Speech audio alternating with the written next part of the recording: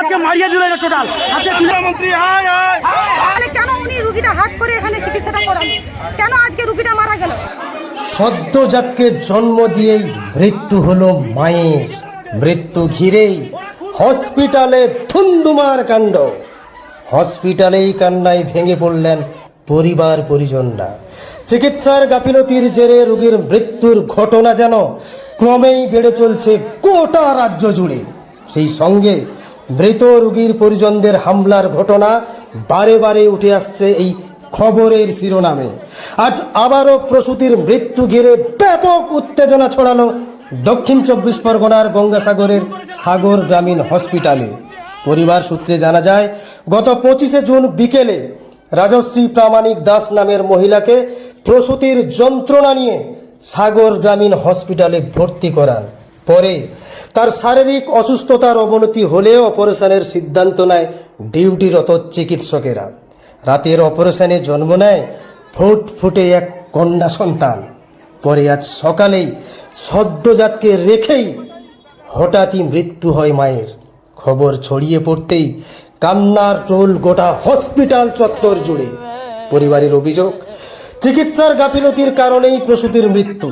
সেই কারণেই সাগর রাজধানী রুদ্রনগরের মূল রাস্তা অবরোধ সহ হাসপাতাল চত্বরে দীর্ঘক্ষণ বিক্ষোভ দেখান পরিবার পরিজনেরা। ব্যাহত হয় চিকিৎসা পরিষেবা। অবশেষে সাগর থানার বিশাল পুলিশ বাহিনী হাসপাতালে গিয়ে পরিস্থিতি নিয়ন্ত্রণে আনেন। গঙ্গাসাগরের চকফুলডুবি নিবাসী বছর 28-এর মৃতার নাম রাজশ্রী প্রামাণিক দাস। পরিবারের স্পষ্ট অভিযোগ, সন্তান প্রসবের পর রাজশ্রী ক্রমশ দুর্বল হয়ে পড়লেও ডিউটিরত চিকিৎসকরা নজর দেননি। ঠিক সে কারণেই এমন মৃত্যু বলে অভিযোগ। এমন অকাল মৃত্যুতে শোকের ছায়া নেমে এসেছে গোটা পরিবার জুড়ে। তবে মৃত্যু ঘিরেই ইতিমধ্যে শুরু হয়েছে রাজনৈতিক চর্চা। কি বলছেন পরিবারের সদস্যরা, কি বলছেন শাসক ও বিরোধীরা, সেই বক্তব্য দিয়ে শেষ করব। সবাই ভালো থাকবেন, সাবধানে থাকবেন। নমস্কার। টোটাল ছেলে খেলা করে রুগীলিয়া, টোটাল রুগীলিয়া ছেলে করতে আমার বোনটাকে আজকে মারিয়ে দিল এটা টোটাল হাতে তুলে মারছে। কাল 2টার সময় ওটি হয়েছে, অপারেশন হয়েছে। আজকের একদম আজ রাত্রি সকাল 8টা পর্যন্ত 30 ঘন্টার মধ্যে রুগীর কোনো চিকিৎসা করেনি। একদম একদম কোনো ওষুধপত্র কোনো কিছু ফেলে রেখেছে, এখানে জলটুকু দেয়নি, একদম হাতে তুলে মেরেছে এরা।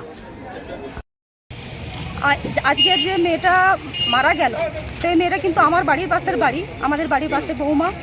ওনাকে কিন্তু উনি প্রেগনেন্ট হওয়াকালীন কিন্তু এখানে মাস চিকিৎসা হতো সাঁতরাবাবুর কাছে। পার ডে উনি মাস চিকিৎসা হতে আসতো, 1000 টাকা করে নিত। উনি আজকের দিনে, আজকে যে ডেলিভারিটা হয়েছে, কালকে ডেলিভারি হওয়ার পর কিন্তু যে ডেলিভারি করেছে সে কিন্তু সাঁতরাবাবু নয়, সাঁতরাবাবু বাদে কিন্তু অন্য ডাক্তার কিন্তু ডেলিভারি করেছে। আজকের দিনে আজকে যে রুগীটা মারা গেল, ডাক্তারবাবু কিন্তু বলতে পারতো যে এখানে চিকিৎসা আমাদের পক্ষে সম্ভব নয়, তাহলে কিন্তু আমরা আগে থেকে কিন্তু একটা স্টেপ নিতাম, আমরা রেফার করতাম, কী করতাম না করতাম আমরা কিন্তু রুগীকে দেখে নিতাম।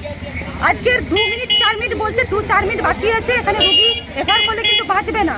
তাহলে সেক্ষেত্রে উনি কেন রিস্ক? উনি বলছে আজকে যে এখানে এই হসপিটালে ভালো পরিষেবা নেই, ভালো পরিষেবা নেই যখন, তাহলে কেন উনি রুগীটা হাত করে এখানে চিকিৎসাটা করান? কেন আজকে রুগীটা মারা গেল? আজকে দিনে আমরা এখানে বিক্ষোভ করছি, আমরা এই হসপিটাল, সরকারি হসপিটাল, এখানে যে উন্নয়ন মন্ত্রী আছে, এই মন্ত্রী আজকে ওনার ভূমিকাটা কি এখানটা? উনি এখানে কেন আজকের নেই? আজকে দিনে কেন উনি এখানে নেই? এই সরকারি হসপিটালে কোনো কিছু পরিষেবা নেই। 2-3 মাস আগে এই হসপিটালে কিন্তু একটা মহিলার উপরে অত্যাচার হয়েছিল, সেটা আমরা থানার মাধ্যমে গিয়েছিলাম, সেটা কিন্তু ধামাচাপা দিয়ে দিয়েছে এই হসপিটালের সুপার। এই হসপিটালের সুপার ধামাচাপা দিয়েছে এবং সেই মহিলাকে কিন্তু হুমকি দিয়েছে, আপনি যদি কেসটা যদি না তুলে নেন আপনার চাকরিটা খেয়ে নেবো, আপনাকে মার্ডার করে দেবো। তাহলে আপনারা বলুন জনগণেরা, আমরা আজকে এই জায়গাটা কেন উপস্থিত হয়েছি? বিচার চাইছি আমরা এই কারণের জন্য যে এই হসপিটালে গরু ছাগলেরও চিকিৎসা হয় না, যেভাবে মানুষের চিকিৎসা হয় আপনারা যদি দেখেন তাহলে কিন্তু আপনারা আশ্চর্য হয়ে যাবেন। আজকে দিনে যে ডাক্তাররা চিকিৎসা করছেন, একটার পর একটা এখান থেকে ডাক্তার আসছে, চিকিৎসা করছেন না, চলে যাচ্ছেন। অপারেশন থিয়েটার নেই, রুগীর এখানে স্বাস্থ্য পরিষেবা সেরকম নেই। এখানে যে নার্সগুলো আছে, নার্সগুলোর ব্যবহারগুলো দেখলে আপনারা অবাক হয়ে যাবেন। আমাদের কাছে আজকে দিনে প্রতিবাদ যেটা করছি, আমরা চাইছি যে এর একটা বিহিত করা হোক, এর একটা যে কোনো বিহিত করা হোক। আজকে দিনে যে ডাক্তারগুলো এখানে এসে যে অত্যাচারগুলো করছে না রুগীদের উপরে, আর যে নার্সগুলো প্রত্যেকটা রুগীদের উপরে যে অত্যাচারগুলো করছে, যেভাবে ব্যবহার করছে, আমরা চাইছি এর বিচার হোক, আমরা চাইছি।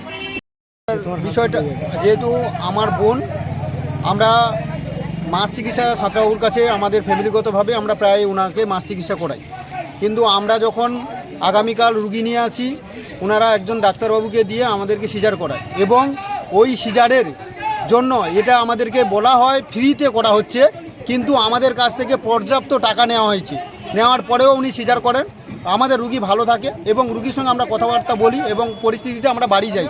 বাড়ি যাওয়ার পর মহিলারা ছিলেন, যেহেতু মহিলার বিষয় মহিলারা ছিলেন, কিন্তু মহিলারা থাকার পরে 2টোর সময় যখন রুগীর একটু পরিস্থিতি একটু খারাপ থাকে তখন ওনাদের যে ডিউটিরত অফিসার ছিলেন তিনি কিন্তু বারবার সাঁতরাবাবুকে ফোন করেছেন, কিন্তু সাঁতরাবাবু ফোনটা অ্যাটেন্ডও করেননি এবং কোনো সুপরামর্শও উনি দেননি এবং ওনার যিনি অথরিটি হসপিটালের অথরিটি ছিলেন তিনিও ফোনটা অ্যাটেন্ড করেননি। সকালে আমাদের ডিউটিরত যিনি অফিসার ছিলেন তেনাকে বলা হচ্ছে যে রুগীর পরিস্থিতি খুব ভালো হচ্ছে না, উনি অক্সিজেন দিয়েছেন, রুগী যদি আমাদের কাল 2টো থেকে খারাপ থাকে তাহলে আমাদের রেফার করা উচিত, যদি ওনাদের পরিস্থিতি ব্যবস্থা ভালো ছিল না। আর তাছাড়া এটা সাগর হসপিটালের নতুন কিছু ঘটনা নয়, দিনের পর দিন এরকম আপনারা অনেকেই জেনে থাকবেন, বিভিন্ন পেপার পত্রিকা সংবাদ মাধ্যমের মাধ্যমে আপনারা দেখছেন যে এই চিকিৎসা ব্যবস্থার গাফলতিতে যেভাবে অকালে প্রাণগুলো হারাচ্ছে তার জন্য ধিক্কার জানাই। যেখানে দাঁড়িয়ে এই রাজ্যের প্রশাসন, এই রাজ্যের মন্ত্রী, মুখ্যমন্ত্রী স্বাস্থ্য ব্যবস্থার উপরে যেভাবে জোর দিচ্ছে, বলছে, মুখে বড়াই করছে, কিন্তু কার্যকরিতা তা হচ্ছে না। তাছাড়া একজন সুন্দরবন উন্নয়ন মন্ত্রী, পশ্চিমবঙ্গ সরকারের ভারপ্রাপ্ত মন্ত্রীর তিনারা নাকের ডোগার উপরে দিনের পর দিন এরকম অঘটনগুলো ঘটতে থাকছে। তার জন্য এই রাজ্য সরকারকে তথা এই মন্ত্রিসভাকে ভীষণভাবে ধিক্কার জানাই। আমার নাম নিতাই দাস, ভারতীয় জনতা যুব মোর্চা সাগর মন্ডল 1 সভাপতি। হ্যাঁ, রাজশ্রী প্রামাণিক দাস, গর্ভবতী মাদার, সিজারের জন্য ভর্তি হয় গত মঙ্গলবার 25 তারিখ, 26 তারিখ 2টোর সময় সিজার হয়, কিন্তু পরবর্তীকালে ওনার অবস্থা অবনতি ঘটে, শারীরিক অবস্থার অবনতি ঘটে। পরবর্তীকালে সকাল 8টার সময় ডাক্তারবাবু মৃত বলে ঘোষণা করে। পরিবার লোকের যেটা দুঃখ যে ডাক্তার আরও সিনসিয়ার হওয়ার দরকার ছিল, সম্ভবত হার্ট অ্যাটাকে মারা গেছে। ইসিজিটা রাত্রেবেলা করার দরকার ছিল, অথবা রোগী যদি তেমনতর কন্ডিশন হয়ে থাকে, আমাদের তো রুরাল হসপিটাল, তাহলে অবশ্যই রাত্রেবেলা রেফার করার দরকার ছিল। তা এটার জন্যে ওনারা অ্যাপ্লাইও করেছেন সিওমইচের কাছে, সিওমইচের সঙ্গেও কথা হয়েছে। সিওমইচ কালকে উচ্চ পর্যায়ে একটা তদন্ত কমিটি পাঠাচ্ছে।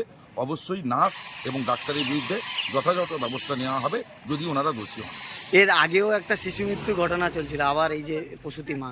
হ্যাঁ, সেটা আমাদের এখানে তো সেভাবে শিশু মৃত্যুটা যেটা হয়েছে সেটা ডাক্তারদের এবং নার্সদের, ডাক্তারদের না নার্সদের এই রোগীর সঙ্গে ভালো ব্যবহার করছে না, এটা বিভিন্ন ব্যবস্থা থেকে খবর আসছে।